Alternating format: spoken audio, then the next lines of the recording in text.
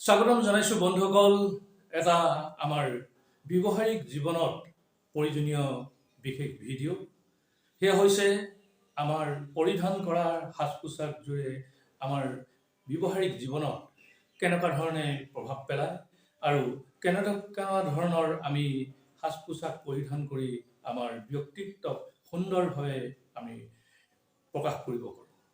হে বন্ধুসকল, মই সমলয় মাহিকাৰী এলচনীৰ সম্পাদক অৰুণ কোঁৱৰে আহকচোন সকলোকে ভিডিঅ'টোলৈ পুনৰবাৰ স্বাগতম জনাইছোঁ।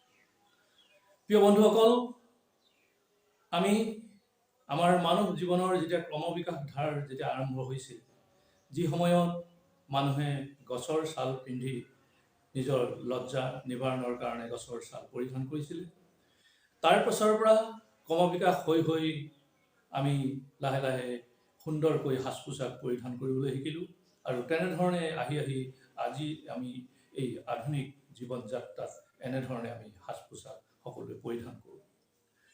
আৰু সেই সাজ পোছাক পৰিধান কৰিবলৈ যাওঁতে আমাৰ কিটা কথাতনো আমি বিশেষভাৱে মন দিয়াৰ প্ৰয়োজনীয়তা আছে, সেই বিষয়ে অলপ ভিতৰলৈ সোমাই যাওকচোন কথাটো।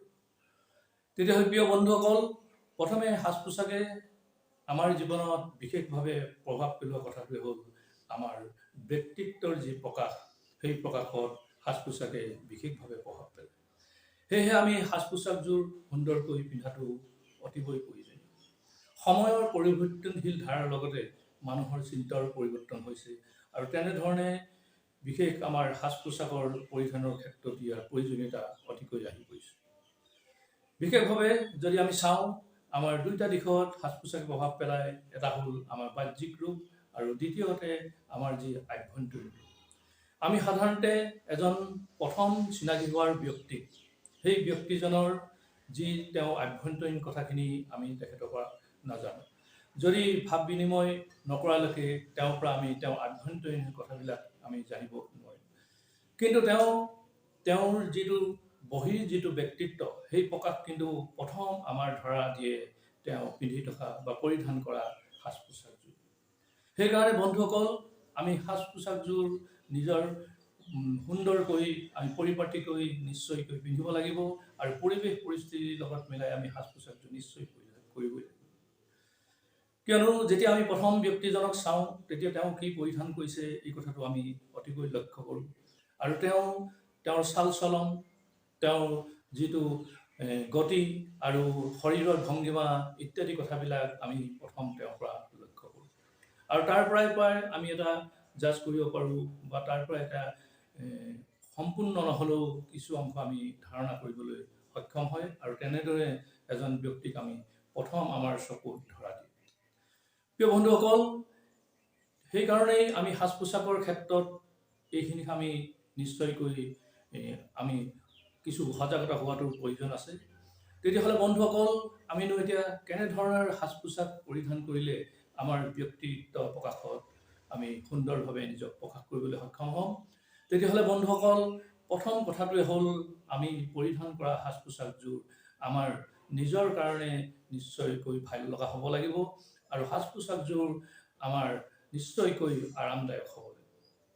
কিয়নো নিজৰ ভাল লগা সাজ পোছাকযোৰে আৰু আৰামদায়ক হ'লে নিজকো তেতিয়া এটা কমফৰ্ট ফিল আনি দিব আৰু নিজেও এটা মনটো তেতিয়া আনন্দমূলক হৈ থাকিব।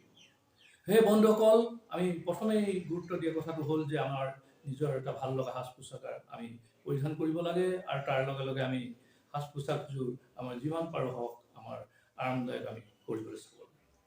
দ্বিতীয় কথাটো, সাজ পোছাকৰ ক্ষেত্ৰত আমি সাজ পোছাকযোৰ নিশ্চয়কৈ আমি পৰিপাটি হ'বই লাগিব।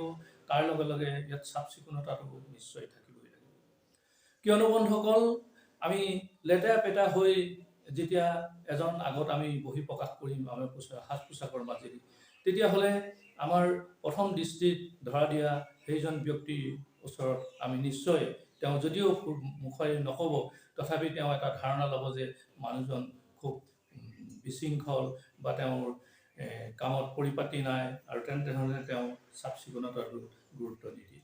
সেয়েহে আমি নিশ্চয়কৈ সাজ পোছাকযোৰ আমি আমাৰ চাফ চিকুণ হ'বই লাগিব আৰু পৰিপাটি হ'বই লাগিব। ইয়াৰ লগতে আমি চাফ চিকুণৰ সাজ পোছাকে আমাৰ দেহটো প্ৰভাৱ পেলাব যে আমি নিশ্চয়কৈ ৰোগমুক্ত হ'ব পাৰিম বা কিছু বেমাৰৰ পৰা আমি নিশ্চয় হাত সাৰিব পাৰিম। তেতিয়াহ'লে ইয়াৰ পাছতে বন্ধুসকল সাজ পোছাকৰ ক্ষেত্ৰত আমি মন দিব লগা কথাটো হৈছে কি, আমি যি পৰিৱেশ অনুসৰি আমি সাজ পোছাক পৰিধান আমি কৰিব লাগে। বিশেষভাৱে আমি ধৰক এডোখৰ ধৰ্মীয় স্থানত নিশ্চয়কৈ নিজা নিজা ধৰ্মৰ সাজ পোছাক আমি তাত পৰিধান কৰাটো নিশ্চয়কৈ প্ৰয়োজনীয়তা আছে। আৰু ঠিক তেনেধৰণে আমি কিছুমান কাৰ্যালয় কামত গৈছোঁ বা সামাজিক কামত গৈছোঁ বা ঘৰুৱা পৰিৱেশত আছোঁ বা কিছু আমি দাঁতি কাষৰীয়া আমি ওচৰ চুবুৰীয়াৰ লগত আছোঁ, বন্ধুবৰ্গৰ লগত আছোঁ, ক'ৰবাত আমি বিয়া সবাহলৈ গৈছোঁ ইত্যাদি কথাবিলাক ঠাই বিশেষে আমাৰ সাজ পোছাকৰ নিশ্চয়কৈ প্ৰয়োজনীয়তা আছে। আৰু এই কথাটো সকলোৱে আমি অনুভৱ কৰোঁ যদিও কিন্তু এই কথাটো আমাৰ ব্যক্তিত্ব প্ৰকাশত এই কথাটো নিশ্চয়কৈ গুৰুত্ব পায়। সেয়েহে আমি এনেধৰণে সাজ পোছাক আমি পৰিধান কৰাটো অতিব প্ৰয়োজনীয়। ইয়াৰ পাছতে বন্ধুসকল সাজ পোছাকৰ ক্ষেত্ৰত আমি ৰঙৰ বাছনি কথাটো চাব লাগিব। কিয়নো ৰঙৰ কিছুমান ৰঙে আমাৰ আচলতে আনকো প্ৰভাৱিত কৰে আৰু নিজেও প্ৰভাৱিত হওঁ।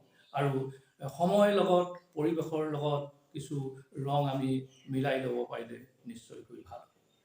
বিশেষভাৱে আমি আমাৰ যি শিশুসকলক সৰু সৰু ল'ৰা ছোৱালীসকলক তেওঁলোকক আমি নিশ্চয়কৈ এনেকুৱা ৰং তেওঁলোকক দিব লাগে বা তেওঁলোকে পৰিধান কৰাটো উচিত যে তেওঁলোকে যিবিলাক ৰঙে তেওঁৰ মনটোক উদ্বেলিত কৰিব, তাৰ মনটোক আনন্দমুখৰ কৰি তুলিব বা তেওঁলোকে কিবা এটা কৰিবলৈ ফূৰ্তি এটা ভাৱ থাকিব, তেনেধৰণে ৰংহে তেওঁলোকক বাছনি কৰি দিব লাগে। অৰ্থাৎ যিবিলাক ৰং অতি ধেমেকা, অৰ্থাৎ যিটো ৰং একেবাৰে অস্পষ্ট নিচিনা হয়, সেই তেনেধৰণে মধুৰুৱা ৰংবিলাক বিশেষকৈ শিশুসকলক দিব নালাগে। তেওঁলোকক অলপ উজ্জ্বল ৰং দিব পাৰিলে নিশ্চয়কৈ ভাল। সেই প্ৰিয় বন্ধুসকল, আমি ৰঙৰ বাছনিৰ ক্ষেত্ৰতো নিশ্চয়কৈ এইখিনি চাব লাগে। আৰু ৰঙৰ বাছনিয়ে আমাৰ সাজ পোছাকৰ ব্যক্তিত্বটো এই প্ৰভাৱ পেলায়। আমি ধৰক খুব যি সময়ত অতি উজ্জ্বল ৰং এটা আমি সেই সময়ত পৰিধান কৰিব নালাগে। যদি কৰোঁ তেতিয়াহ'লে নিশ্চয় পৰিৱেশৰ লগত এডজাষ্ট নহ'ব, তেতিয়া আমি আচলতে সেই পৰিৱেশৰ লগত এডজাষ্ট হ'ব নোৱাৰিম। প্ৰিয় বন্ধুসকল, শেষৰটো আমি ৰঙৰ ক্ষেত্ৰত বা আমাৰ সাজ পোছাকৰ ক্ষেত্ৰত গুৰুত্ব দিবলগীয়া কথা হ'ল আমি যিবিলাক এনেকুৱা ৰং আমি পৰিধান কৰিব লাগে যিবিলাক ৰঙে আমাক মনটো উদ্বেলিত কৰিব, আমাক মনটো অনুপ্ৰাণিত কৰিব। এনেকুৱা কিছুমান মধুৰ ৰং ল'লে আমাৰ দিনটোলৈ আচলতে যিটো কাম কৰাৰ যিটো উৎসাহ সেইটো নাহে। আৰু সেইকাৰণে আমি নিজৰ মনক নিজে উদ্বেলিত কৰিবলৈ আমি কিন্তু আমাৰ তেনেধৰণৰ সাজ পোছাক আমি পৰিধান কৰিবই লাগিব। কাৰণ ইয়াত এটা মনস্তত্ত্ব কথাও সোমাই থাকে যে এযোৰ সুন্দৰ ৰঙেৰে বা সুন্দৰ সাজ পোছাকে এজন মানুহক দিনটোৰ কাৰণে তেওঁলোকক কাম কৰিবলৈ অনুপ্ৰাণিত কৰিব পাৰে আৰু যিকোনো ফূৰ্তিৰ সময়তে তেওঁ এটা সতেজ মন লৈ কাম কৰিব পাৰে। সেয়েহে বন্ধুসকল, এইকেইটা কথা যদি আমি নিশ্চয়কৈ চাওঁ তেতিয়াহ'লে আমি আমাৰ সাজ পোছাকৰ ক্ষেত্ৰত কিছু পৰিৱৰ্তনো আনিবলৈ সক্ষম হ'ম। তাৰ লগে লগে আমাৰ বহি প্ৰকাশত যিটো আমাৰ ব্যক্তিত্ব যিটো প্ৰকাশ কৰিব লাগে, ফুটি উঠিব লাগে, সেইটো সুন্দৰভাৱে ফুটি উঠিব। সেয়েহে আমি এনেধৰণৰ সাজ পোছাক আমি পৰিধান কৰিবলৈ সকলোৱে আমি প্ৰয়াস কৰিব লাগে। প্ৰিয় বন্ধুসকল, ভিডিঅ'টোৰ আমি এইখিনিতে সামৰিব বিচাৰিছোঁ। তেতিয়াহ'লে আহক সকলোৱে হাতে হাত মিলাই আগবাঢ়ি যাওঁ। এটা সুন্দৰ ভিডিঅ' লৈ পুনৰ আপোনালোকৰ কাষলৈ আহিম। আহক এই সুন্দৰ পৃথিৱীখন সুন্দৰ চিন্তা আৰু কৰ্মৰে